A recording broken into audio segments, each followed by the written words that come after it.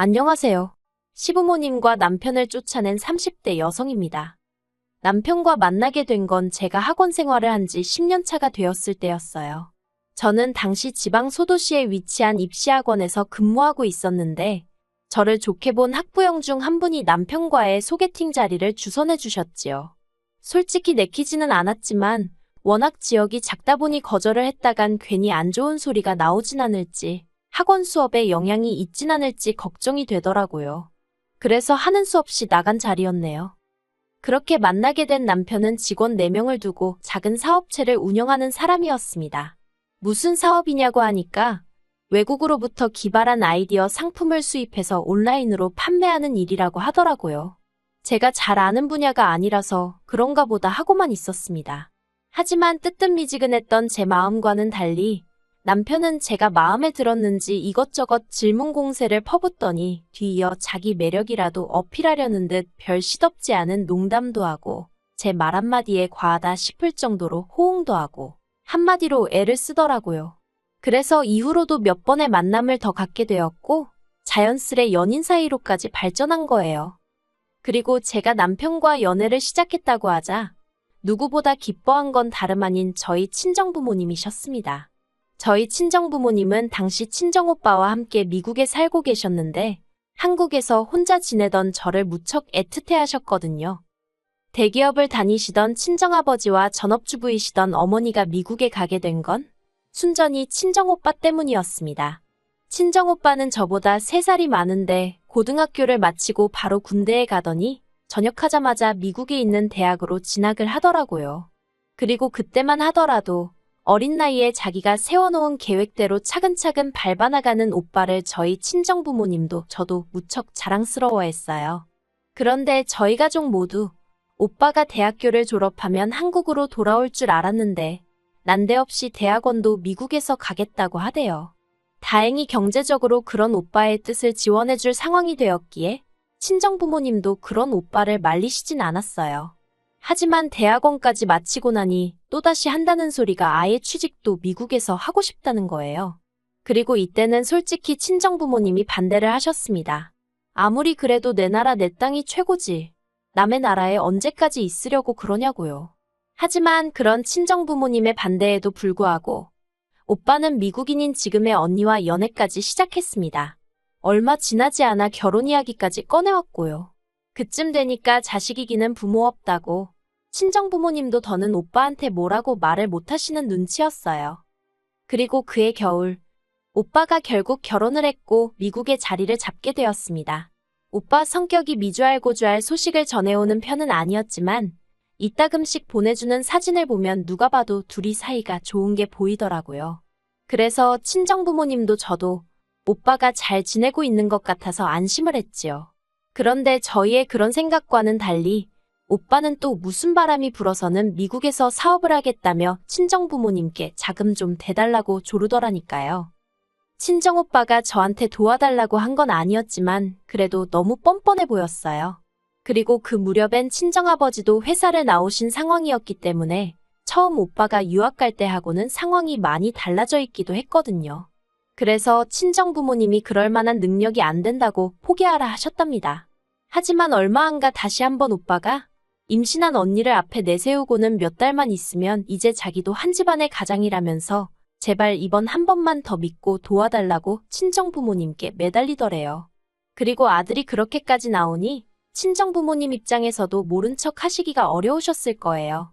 그래서 결국 친정부모님과 제가 같이 살던 아파트는 제 명의로 돌려주셨고 그 외 재산은 전부 다 현금화해서 미국으로 건너가셨습니다. 저에게도 같이 가자 하셨지만 저는 미국에서 살고 싶은 생각이 없었거든요.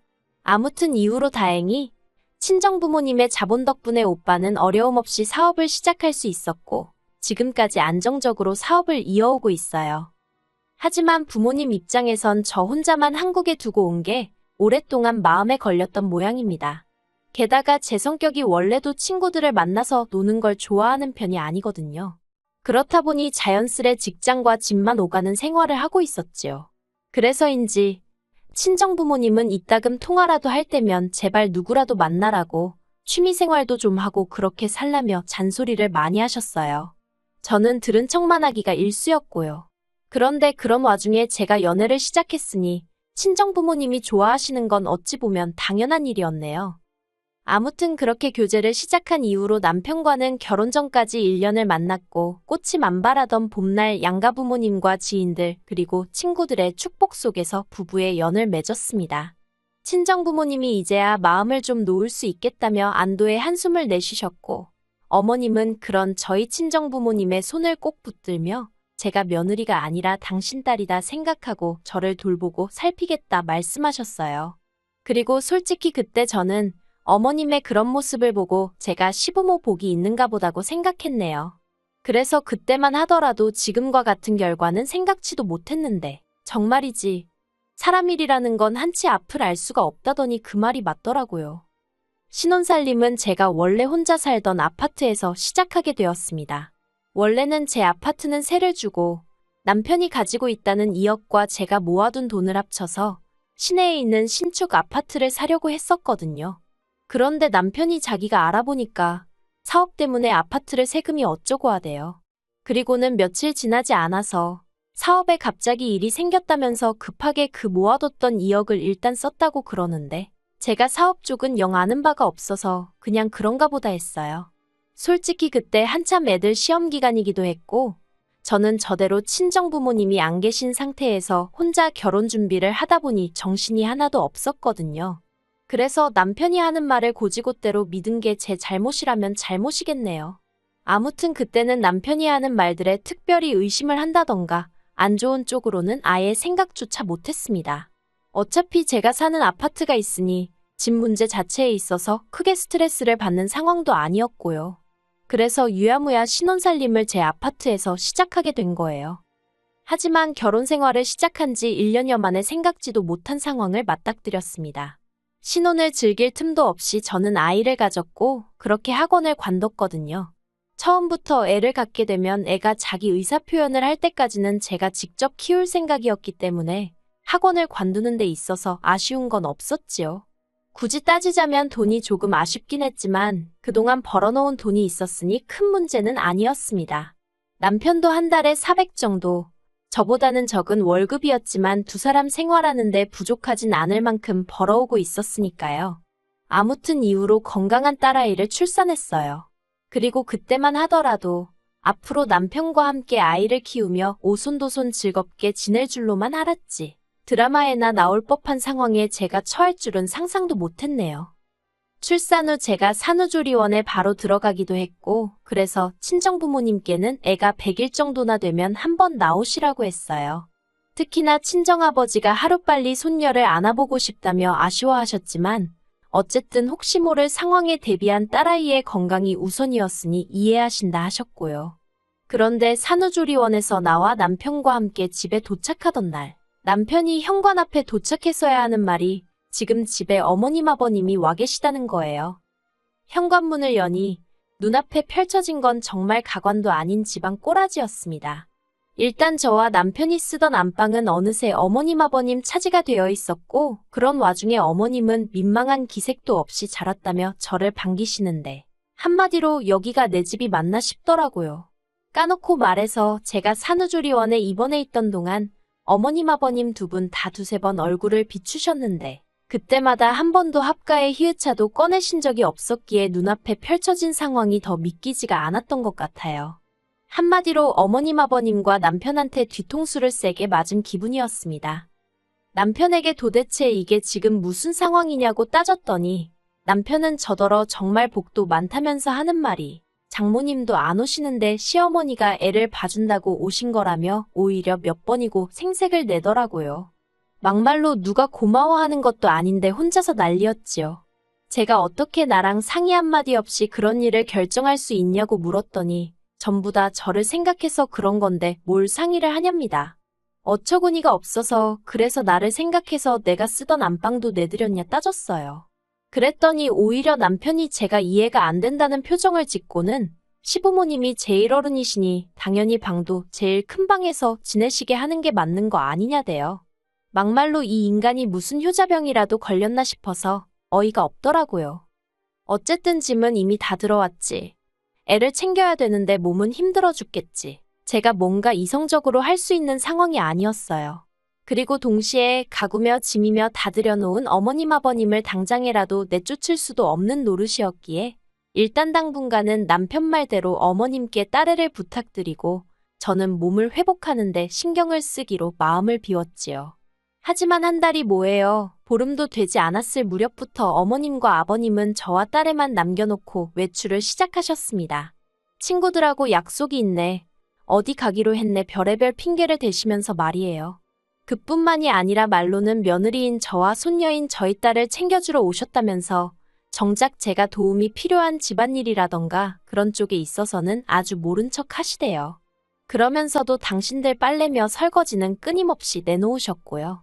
한마디로 졸지에 저는 딸애 하나만 돌보는 것도 부족해 어머님 아버님이 벗어던진 속옷까지 빨아야 했을 만큼 온갖 집안일을 떠맡게 되었습니다. 하지만 그걸로도 부족해 어머님은 불난집이나 마찬가지였던 저에게 기어이 기름을 들이부으셨어요. 무슨 말이냐 하면 하루는 어머님이 저한테 따질 게 있다면서 수유 중인 저를 작은 방에서 거실로 불러내셨거든요. 영문을 몰랐던 제가 무슨 일이라도 있냐고 어머님 아버님께 물었습니다. 그러자 어머님은 물론이고 아버님도 진지한 표정으로 이 집이 누구 명의로 되어 있냐고 물으시대요. 당연히 저는 제가 남편과 결혼하기 전 친정부모님이 사시다 제 명의로 넘겨주신 집이라고 이야기했지요. 그러자 어머님이 대뜸 그럼 결혼을 했으니까 공동명의로 돌려야지. 언제 돌릴 거냐고 내일이라도 돌리라는 거예요. 황당해서 결혼을 했어도 남편이 1원 한 푼 보탠 게 없는데 왜 공동명의를 하느냐고 그렇게는 어렵다고 했어요. 그랬더니 어머님이 괘씸하다며 그럼 당신도 앞으로는 저희 딸을 안 봐주시겠다나요. 솔직히 그 말을 듣는데 아차 싶기는커녕 어처구니가 없었습니다. 처음부터 공동명의가 문제인 건지 아니면 그저 딸애를 봐주기가 싫으신 건지도 모르겠던 상황이었지만 이쪽이든 저쪽이든 기분이 나쁜 건 사실이었으니까요. 그리고 동시에 그간 저희 딸애를 봐주면 얼마나 봐주셨다고 저런 소리를 하나 싶대요. 게다가 솔직히 제가 살림도 다 하고 밥도 다 차려드리고 어머님 아버님이 그렇다고 생활비를 얼마 보태주시는 것도 아니지. 애를 살뜰히 봐주시는 것도 아닌데 그래도 뒷말 나올까봐 한 달에 용돈도 100만 원씩 챙겨드리고 있었거든요. 그런데 돌아오는 말이 고맙다는 고사하고 앞으로 애를 봐주네 안 봐주네라니 기가 차서 순간 말문이 다 막히더라니까요. 하지만 이내 정신을 차리고 저는 어머님 아버님 떨어 그러면 애도 안 봐주실 건데 이 집에는 왜 계시냐고 내일 당장 짐 빼시라 했어요. 애 봐주신다고 하셔서 불편한 것도 감수하고 같이 살고 있는데 이제 안 그래도 되겠다고 덧붙이면서 말이지요. 그러자 이번엔 옆에 있던 남편이 그게 말이 되는 소리냐면서 저한테 화를 내대요. 그리고는 이내 방에 가서 이야기 좀 하자면서 제 손목을 비틀듯이 잡아채는 게 아니겠어요. 저는 당장 손 놓으라고 악을 쓰면서 도망치듯 제 지갑하고 차키만 챙겨서는 현관으로 빠져나왔습니다. 솔직히 집에 딸애를 혼자 두고 나온 게 마음에 걸리긴 했지만 그렇다고 버티고 있다가는 저부터가 한 대 맞을지도 모르겠다 싶었거든요. 그리고 그럴 경우 어머님이나 아버님이 저를 지켜주실 분들도 아니었고요. 그렇게 혼자 30분 정도 달려서 호텔에 도착했더니 남편에게 전화가 걸려왔어요. 뭐라고 떠들지 드러나 보자 싶어서 받았더니 기껏 한다는 소리가 지금 뭐 하자는 짓이냐며 엄마라는 여자가 애까지 놓고 그렇게 나가면 그만이냐고 그따위로 할 거면 2번 다시 집에 들어올 생각 말라나요. 어이가 없어서 돌았냐고 눈에 뵈는 게 없냐고 소리를 질렀어요. 그리고는 그 집이 누구 집인지나 알고 하는 말이냐고 쓸데없이 헛소리 짓거리지 말고 당신이나 내일 당장 당신 부모랑 같이 짐 빼라고 했네요. 이튿날 저는 불안하고 떨리는 마음을 다잡으며 제 집으로 향했습니다. 현관 비밀번호를 누르고 들어서니 보란듯이 어머님 아버님 신발도 남편 신발도 신발장 앞에 널브러져 있었지요. 솔직히 제 말대로 짐을 싸서 나갔을 거란 기대는 없었기에 실망하지도 황당하지도 않았지만 주체가 안 될 만큼 짜증은 나대요. 그런데 그때 남편이 집에 들어온 저를 보고는 그러면 그렇지 네가 이럴 줄 알았다면서 당장 안방에 가서 시부모님께 죄송하다고 사과를 드리라는 거예요. 제가 남편더러 그럴 일은 없을 거니 꿈깨라는 말과 함께 이혼 이야기를 꺼냈습니다.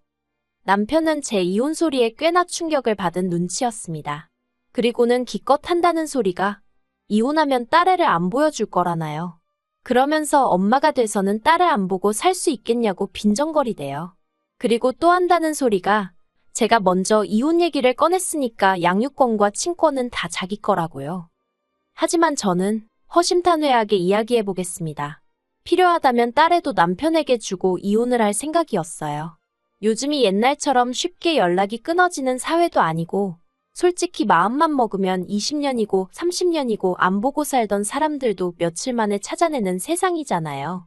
그러니 남편이 보여준 애만에 해도 결국 저나 딸애가 서로 만나고자 하면 쉽게 만날 수 있을 거란 확신이 있었지요. 그래서 남편더러 그렇게 하라고 했습니다. 딸아이 양육권도 친권도 다 가지라고 대신 이혼도장 찍고 내 집에서 당장 나가달라고요. 남편은 계속해서 제가 자기 예상과는 다른 자세로 나오니 환장할라 하대요. 애를 볼모로 들이대면 제가 그렇게는 못한다며 자기 바짓가랑이라도 잡고 늘어질 줄 알았나 봐요. 저더러 모성애도 없냐면서 딸애가 불쌍한 애 어쩌네 악을 쓰는데 솔직히 저 눈 하나도 깜짝하지 않았어요. 그랬더니 도저히 안 되겠다 싶었는지 남편이 결국 속내를 털어놓더라고요. 아들 며느리 집에 들어가서 산다고 본가 전세 계약도 연장 안 하고 올라오셨다면서 저더러 한 번만 없던 일로 생각하고 넘어가 달라나요. 하지만 어머님 성격이라면 분명히 얼마 못 가 그놈의 공동명의 이야기를 또 하시고도 남을 분이셨거든요. 그리고 제 집에서 제 딸 키우면서 제가 왜 어머님 아버님 눈치를 봐야 하나요? 저는 남편에게 더는 할 말 없다고 그냥 협의 이혼을 할 건지 소송을 갈 건지 그것만 정하라 했습니다. 어느 쪽이든 상관없지만 소송으로 하면 당신이 오히려 나한테 위자료를 줘야 할지도 모른다는 조언 정도는 해줬고요. 그리고 결론부터 이야기하자면 남편과 저는 협의 이혼을 했어요. 양육비 핑계로 남편과 얽히는 게 싫어서 한 달에 50만 원씩으로 계산해 10년치로 6천 먼저 받았고요. 시부모님은 상황이 어려워지셨습니다. 일단 아버님은 아주버님 내에서 지내게 되셨는데 보아하니 거기도 아주버님하고 형님하고 얘기가 안 된 상황이었나 봐요. 그래서 형님이 이게 다 무슨 일이냐며 저한테 전화를 걸어오고 난리도 아니었어요. 그리고 어머님은 남편하고 둘이 일단 오피스텔에서 지내게 되셨더군요. 이제 손녀 말고 다 큰 아들 케어해주게 되셨으니 기쁘시려나요? 아무것도 모르는 딸아이를 보고 있으면 미안한 마음뿐입니다. 그래서 지금 미국에 있는 친정 식구들과 여러 가지로 고민 중인데 일단은 머리도 식힐 겸 여행을 다녀오려고요. 솔직히 가서 부모님이나 오빠네 부부 사는 것도 보고 그 집 애들도 보고 괜찮겠다 싶으면 아예 미국에서 새로운 시작을 해볼까 그런 생각도 하고 있습니다. 어디서든 마음 굳게 먹고 열심히 살면 또 좋은 날이 올 거라고 믿어요.